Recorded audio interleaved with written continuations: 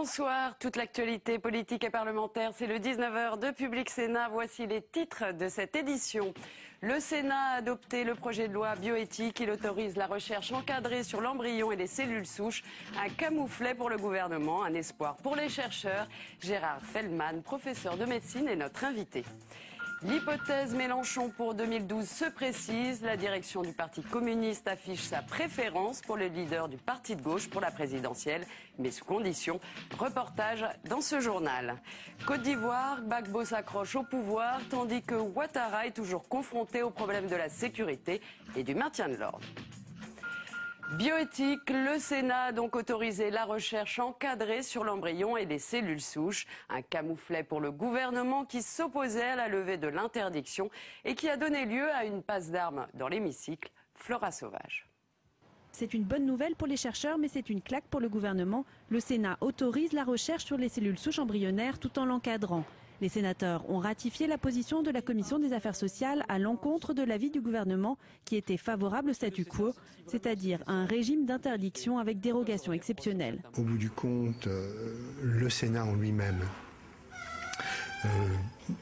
a donné à l'intérieur de son enceinte comme à l'extérieur de son enceinte une image de sérénité, une image d'ouverture et une image de progrès, c'est l'essentiel.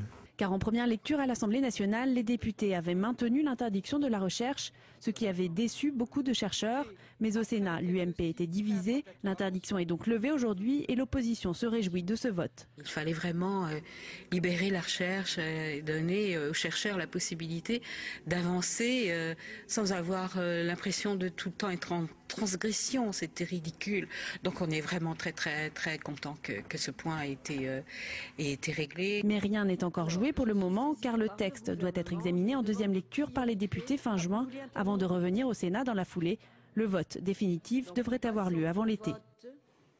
L'hypothèse Mélenchon pour 2012 se précise. Comme attendu, la direction du Parti communiste s'est prononcée pour une candidature de Jean-Luc Mélenchon pour la présidentielle lors de son conseil national. Le processus de désignation se poursuivra jusqu'au 18 juin avec le vote des militants. Les explications de Mounir Soussi. L'ombre de Jean-Luc Mélenchon plane sur ce conseil national du Parti communiste. La direction du PC marque sa préférence pour le leader du parti de gauche. Pour Pierre Laurent, cette décision renforce le front de gauche. Ce n'est pas une question de personnalité, c'est que nous voulons créer les conditions d'un accord collectif. Il faut bien pour ça qu'on trouve le moyen que dans l'ensemble des candidatures présidentielles, législatives, dans l'ensemble du programme, chacun s'y retrouve. La position de la direction crée des remous au PC. André Gérin dénonce un pacte établi depuis plusieurs mois entre Jean-Luc Mélenchon et Pierre Laurent. Ben, il a caché la Valda. Ce qu'il a dit en janvier, il a dit toutes les possibilités sont ouvertes, communistes ou pas communistes. Aujourd'hui, il a caché la Valda. Pour lui, il n'y a qu'une hypothèse, c'est Jean-Luc Mélenchon. Donc je pense que les communistes, ils vont apprécier dans la colère et peut-être qu'ils vont encore plus se bouger pour secouer le cocotier. Le député du Rhône pourrait maintenir sa candidature à l'investiture jusqu'au bout. Il n'est pas le seul à s'opposer au leadership de Jean-Luc Mélenchon. Avec lui, une frange du parti craint une liquidation de leur formation. On nous force la main au nom du front de gauche vers une recomposition politique où le Parti communiste s'efface, où s'effectue la métamorphose que les communistes ont refusée dans les précédents congrès. André Chassaigne, autre candidat déclaré à l'investiture, reste déterminé, mais il remet son sort dans les mains des militants. Donc je maintiens ma candidature jusqu'à la conférence nationale, elle est soumise au débat et puis on verra quelle sera la décision finale. Les 4 et 5 juin prochains, une conférence nationale du parti se réunira et 2 semaines plus tard, les militants désigneront leur candidat dans un vote final. Chez les écologistes, on attend l'annonce de la candidature de Nicolas Hulot la semaine prochaine.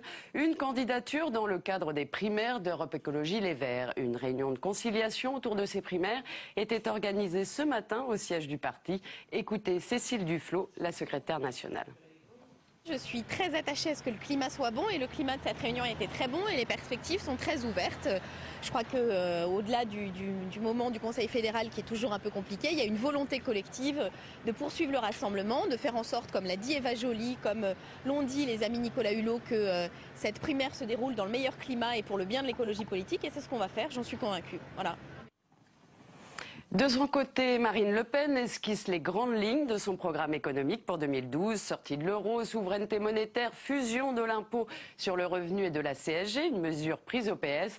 La patronne du FN a présenté son projet accompagnée de 3 conseillers dont 2 ont tenu à rester anonymes. Un anonymat qu'elle a justifié par l'ambiance, je cite, de chasse aux sorcières qui règne en France. Entre engouement et inquiétude, le départ de Jean-Louis Borloo suscite des réactions contrastées au sein de la majorité. François Fillon dit se reconnaître dans des valeurs centristes, mais appelle à l'unité. Le rassemblement des centres s'accélère, se félicite quant à lui Jean-Marie Bockel sur publicsénat.fr. Stéphane Rosès, bonsoir. Bonsoir. Alors, qu'est-ce qui motive le départ de Jean-Louis Borloo de l'UMP? C'est la droitisation de la stratégie de Nicolas Sarkozy? Oui, finalement, depuis le discours de Grenoble qui établit un lien entre insécurité et immigration, un débat sur la laïcité d'abord pointé en direction de l'islam, le refus du Front républicain, la famille centriste et les principaux ténors de la majorité voient se déployer une logique. Cette logique, ce n'est pas des questions de sémantique, ce n'est pas des questions de dosage, c'est une logique qui vise à regarder la droite de la droite et l'extrême droite et à faire un pont avec un électorat. C'est la logique de Nicolas Sarkozy dans la perspective de la présidentielle. L'idée, c'est que la gauche, sur les questions identitaires, rompe avec les catégories populaires et qu'il y ait un second tour entre Nicolas Sarkozy et Marine Le Pen. Et là, tous les ténors de la majorité et les centristes voient un danger, à la fois en termes de valeurs, et à la fois en termes de pari électoral risqué, parce que même s'il y a un duel Nicolas Sarkozy-Marine Le Pen à la présidentielle, ça veut dire qu'ensuite, aux législatives, il y a un risque que la gauche l'emporte, parce que le pays aura eu le couteau sous la gorge, et à terme, il y a le risque d'un rapprochement entre l'UMP et le Front National. Mais alors, est-ce que ça signifie que Jean-Louis Borloo va y aller, va être candidat véritablement à la présidentielle? C'est un peu un fusil à 2 coups. Jean-Louis Borloo a dû hier soir, en termes d'exercice de communication, être suffisamment carré pour dire à Nicolas Sarkozy, si vous ne changez pas d'orientation, je vais à la présidentielle. Et effectivement, si Jean-Louis Borloo va à la présidentielle, toute la stratégie s'effondre, puisque ce qui sera en cause, c'est la capacité même de Nicolas Sarkozy d'être au second tour. Donc il doit être suffisamment ferme pour faire bouger l'Élysée. Et évidemment, si l'Élysée ne bouge pas, la logique, normalement, c'est que Jean-Louis Borloo aille à la présidentielle. Très bien, merci Stéphane Rosès. Alors on a posé la question, Jean-Louis Borloo est-il un bon candidat pour 2012? C'est la question posée aux internautes avec notre partenaire nouvelops.com. Ils répondent non à 50% et oui à 41%. Le Conseil constitutionnel a rejeté la requête de la défense de Jean-Paul Huchot. Les avocats du président du Conseil régional d'Île-de-France avaient saisi les sages sur sa menace d'inéligibilité. Dernière ligne droite maintenant, le Conseil d'État qui doit rendre sa décision en juillet. Patrick Jean-Pierre. La discussion continue.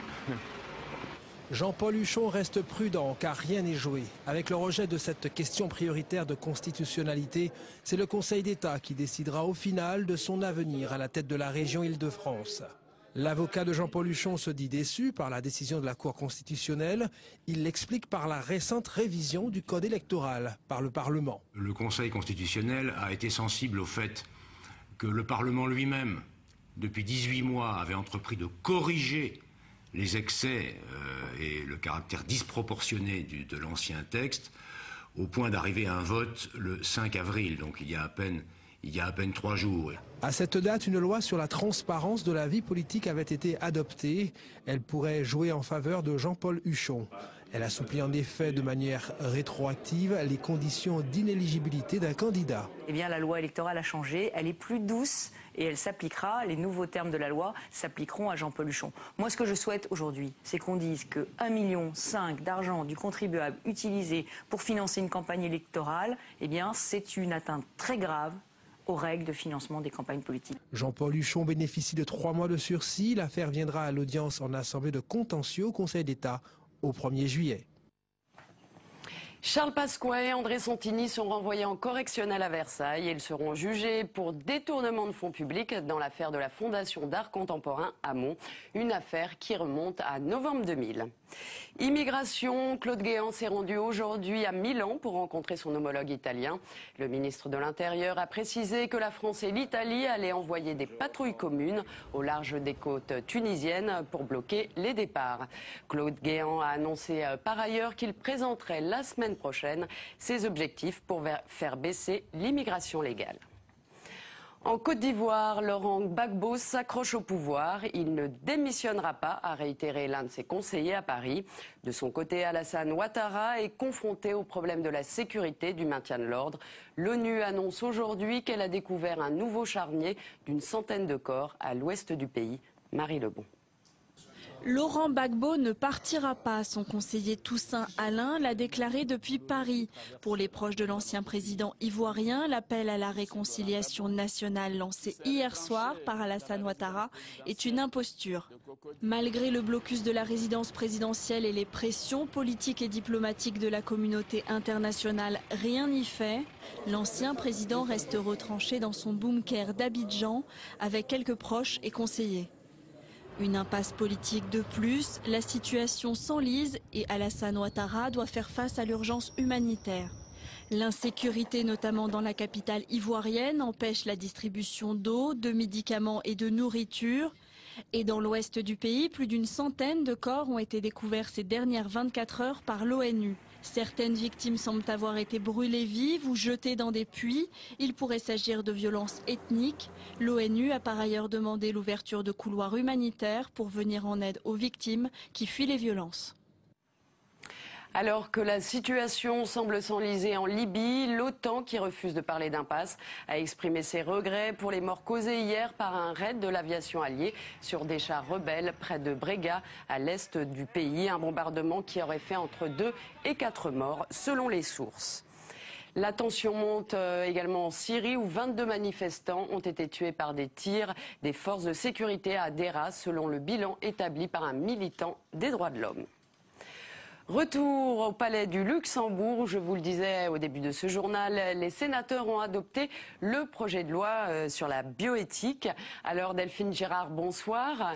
Que ce soit sur la recherche sur l'embryon ou l'assistance médicale à la procréation, on peut dire que les sénateurs ont marqué leur différence par rapport aux députés. Ils ont voulu mettre leur empreinte sur ce texte. Oui, Caroline, et cela a donné lieu à des débats aussi bien passionnés que passionnants tout au long de cette semaine, donc à l'occasion de l'examen du projet de loi de bioéthique. Parmi un des temps forts de la discussion de ce texte, il y avait la question de l'anonymat, de la levée de l'anonymat pour les donneurs de gamètes. En commission, les sénateurs s'étaient prononcés en faveur d'une levée de l'anonymat. C'est une demande forte des enfants nés de dons qui souhaitent connaître leurs origines biologiques. Eh bien, après 3 heures de débat, en séance, les sénateurs sont finalement revenus sur cette position.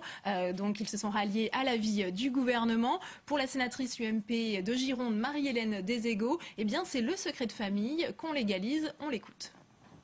Si on ne lève pas cet anonymat, c'est tout simplement d'instituer ces secrets de famille, que ce soit la société qui décide que ça sera un secret de famille.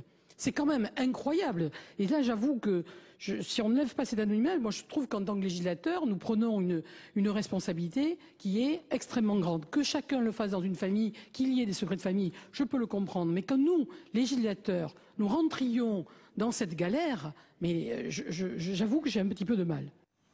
Alors, autre point important, Delphine, qui a créé la surprise, c'est donc l'assistance médicale à la procréation qui a été ouverte à tous les couples, donc aux couples homosexuels. Oui, vous avez raison, c'est une surprise, mais c'est quand même passé de justesse. Et on sait déjà que Xavier Bertrand entend revenir sur cette disposition. Il l'a annoncé, l'assistance médicale à la procréation doit rester une réponse médicale à un problème médical. Il y a donc de fortes chances pour que cette mesure soit retoquée à l'Assemblée nationale. Il y a un autre point qui a donné lieu à de vifs débats dans l'hémicycle, des débats encore une fois passionnés et passionnants, c'est la question de la GPA, autant dire la gestation pour autrui, le recours donc aux mères porteuses.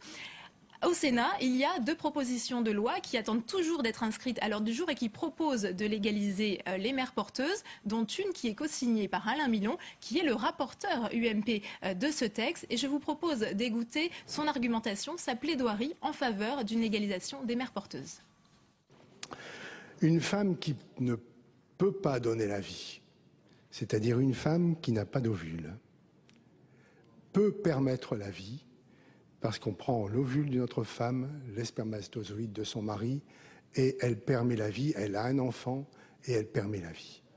Une femme qui peut donner la vie, c'est-à-dire qu'elle a des ovules mais qu'elle n'a pas d'utérus, on ne lui permet pas de donner la vie.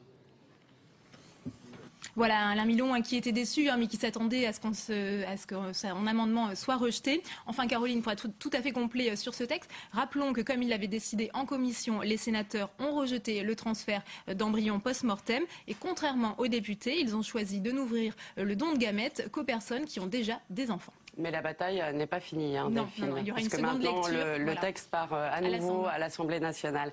Merci beaucoup pour cet éclairage. Nous accueillons maintenant sur ce plateau Gérard Selman. Bonsoir.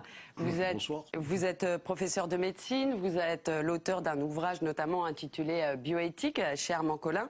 Alors on l'a vu, les sénateurs contre l'avis du gouvernement ont autorisé la recherche encadrée sur les embryons et les cellules souches. J'imagine que c'est une bonne nouvelle, c'est un bon signe envoyé aux chercheurs. Oui, je suis entièrement d'accord avec la position du Sénat. C'est effectivement un bon signe. En effet, on vivait sur une ambiguïté qui était basée sur la dernière loi bioéthique de 2004, à savoir l'impossibilité de recherche sur l'embryon et évidemment l'impossibilité de travailler sur les cellules souches avec...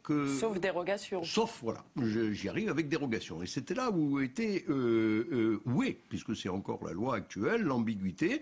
On ne peut pas... Mais si on demande, on peut avoir la dérogation. Et dans quel cas, par exemple? On demande la dérogation, d'abord où? On demande, j'y viens tout de suite, on demande la dérogation, évidemment, à l'agence responsable de la gestion des dérogations, qui est l'agence de la biomédecine. Et on constitue un dossier. Et pour revenir directement à votre question, il faut de solides arguments pour obtenir cette dérogation. Il faut que la recherche que l'on peut faire sur les cellules souches a un intérêt, évidemment, et un intérêt à visée médicale. Or, en cette matière-là, il est difficile de déceler immédiatement l'intérêt d'une telle recherche, puisque c'est une recherche scientifique à surface très très large. On peut espérer qu'il y ait une application immédiate, à savoir médicale, mais il est possible qu'il y ait simplement une application, une retombée sur les connaissances en fait, par exemple sur le développement de l'embryon, pour citer ce point-là. De ce fait même, l'intérêt d'une telle recherche est projeté à de nombreuses années plus loin, et il faut bien dire que en cette matière-là, les chercheurs ont besoin de temps. Parce que, comme je l'avais indiqué un peu précédemment, la dérogation est assortie d'une période de 5 ans. 5 ans, vous allez me dire, c'est beaucoup, effectivement. Mais en réalité, c'est peu de temps pour organiser une équipe, la mener, arriver à un but. Alors, qu'est-ce que ça pourrait changer, là? Alors, le fait que, grosso modo, le fait, c'est que, en réalité, on permettrait aux chercheurs de travailler sur les cellules souches, moyennant un certain nombre de critères. On va peut-être revenir sur les critères dans une minute. Mais on leur permet, et c'est a posteriori, en réalité, qu'on vérifie que les recherches se vont bien et non pas, se font bien et dans le bon sens, et non pas a priori. Et ce sont les recherches sur quoi? Alors, à ce moment-là, les recherches il y a au moins 4 axes de recherche. Le premier, c'est l'axe médical, évidemment. Pouvoir utiliser les cellules souches dans le cadre futur, je dis bien futur et assez éloigné de la médecine régénérative ou régénératrice. La deuxième, c'est grosso modo connaître le fonctionnement du développement embryonnaire, qui est un point tout à fait important. Le troisième, c'est tester évidemment, par exemple, tester des médicaments sur des cellules souches, tester in vitro l'effet des médicaments sur les cellules souches. Au moins, ces 3 axes sont importants à mener. Et qu'est-ce que ça pourrait vouloir dire, donc, une recherche encadrée? Parce que la notion est assez vague. Alors la notion est tout à fait vague. On peut finalement y mettre un peu ce qu'on veut. Si l'encadrement est aussi rigide que la dérogation, que la dérogation, on arrivera finalement sur le fond, ça changerait pas grand-chose. Il y aura simplement une différence de présentation en réalité. Mais si l'encadrement se limite à vérifier les choses qui sont importantes sous l'angle bioéthique. Par exemple, revenir aux principes de bioéthique. Les principes de bioéthique, c'est par exemple le respect de la dignité humaine, etc.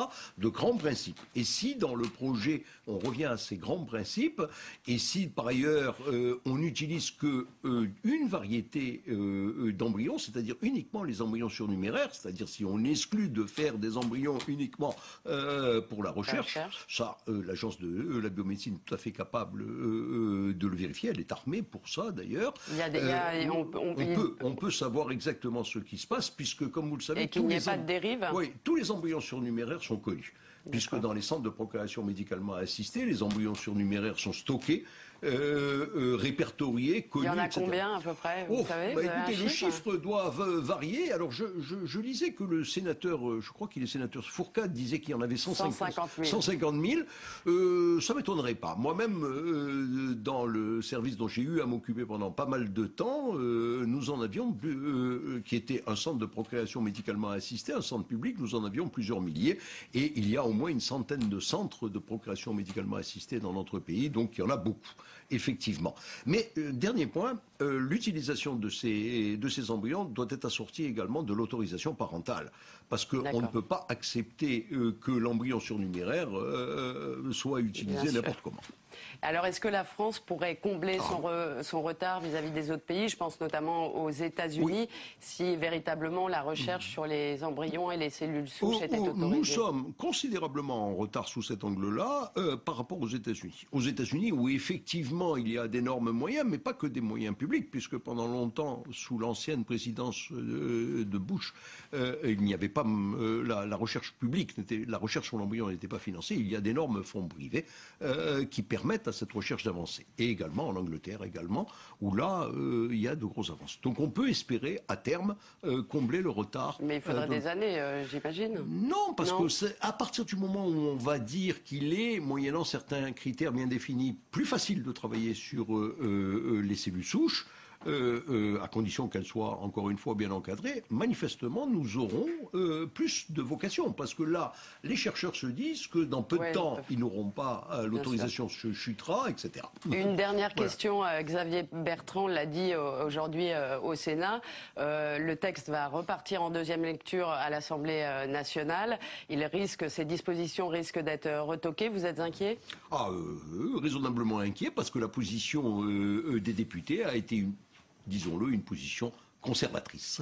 Et donc les sénateurs ont été beaucoup plus progressistes, contrairement parfois à l'image qu'ils peuvent donner ou que l'opinion publique peut avoir.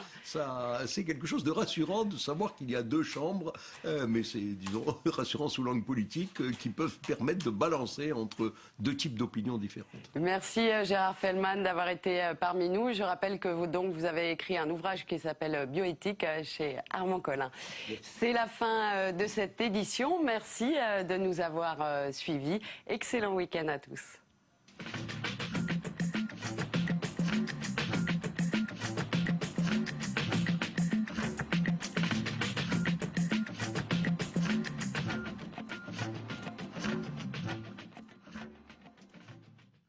À l'heure où Mayotte devient le 101e département français, La Voix des Foundi nous fait découvrir ses écoles primaires avec comme guide une figure locale, un syndicaliste très engagé. C'est une rentrée très importante. Un nouveau vice-recteur qui va devoir affronter à la fois les conditions d'enseignement et les syndicats. Bienvenue. Voilà. Manque de matériel, scolarisation des enfants de clandestins, l'éducation nationale doit s'adapter. Les enseignants partagent le local, partagent le matériel éducatif. C'est un fonctionnement par défaut. Ça n'est pas l'idéal du tout, mais nous n'avons pas d'autre solution. La Voix des Foundi, demain à 22 h sur Public Sénat.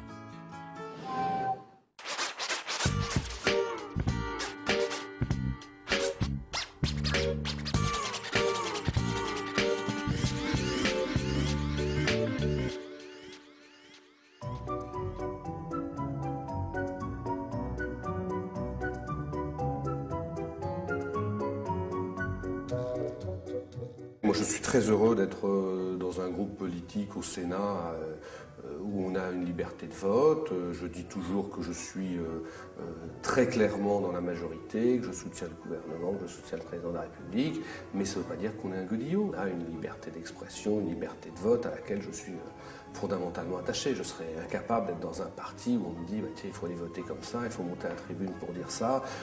Moi je ne pourrais pas. On a des liens d'amitié qui dépassent largement la politique. Alors je sais que ça ne vous met à l'abri de rien. Il a du caractère, il sait ce qu'il veut, et quand il défend une position, il la défend jusqu'au bout. Donc c'est un vrai parlementaire.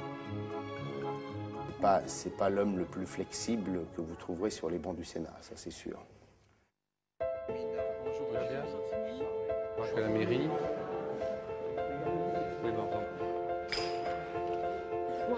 Oui, bon, il faut. On va s'embrasser dans l'hémicycle. Tant que c'est pas démarré, on va. Nous nous réjouissons de votre volonté de rationaliser le service public audiovisuel et nous souhaitons réellement pouvoir voter ce projet de loi. Mais il faudra pour cela que vous acceptiez de nous entendre et de prendre en compte nos remarques et nos propositions. Sur l'audiovisuel, c'est vrai que la loi elle n'aurait pas été adoptée si les centristes ne l'avaient pas votée. On a obtenu des concessions qui n'avaient pas été faites à l'Assemblée parce qu'à l'Assemblée, le gouvernement n'avait pas besoin des centristes, mais le gouvernement était obligé de les faire au Sénat parce que là, il y avait besoin de ce vote des centristes pour que le projet de loi passe.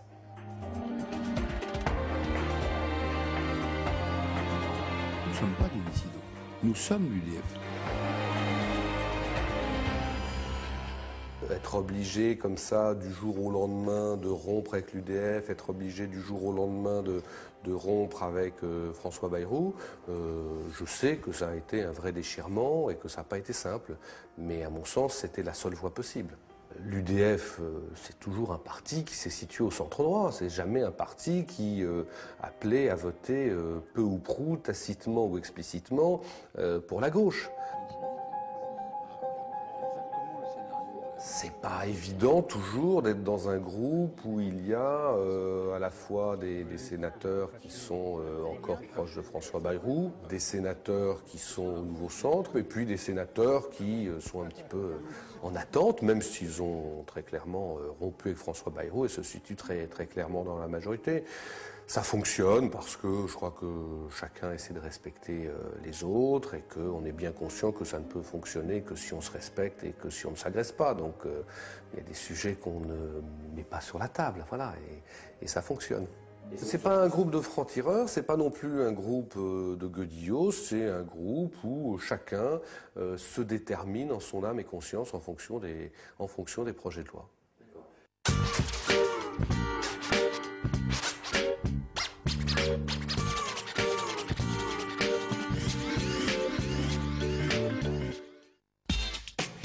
L'information politique et parlementaire en temps réel, c'est sur l'application iPhone de Public Sénat. Informer, expliquer et partager pour être à la pointe de l'actualité politique. Alors que la France s'est engagée en première ligne dans les interventions en Libye et en Côte d'Ivoire, les États-Unis, eux, se sont mis en retrait et ont mis en avant la coalition internationale. En quoi consiste la doctrine diplomatique de Barack Obama? Après les guerres en Irak et en Afghanistan, le 44e président des États-Unis met-il en application le multilatéralisme qu'il prônait quand il était candidat? C'est le thème de Parole du Monde. Parole du Monde, c'est un tour d'horizon de l'actualité internationale. Samedi à 15h15 sur Public Sénat.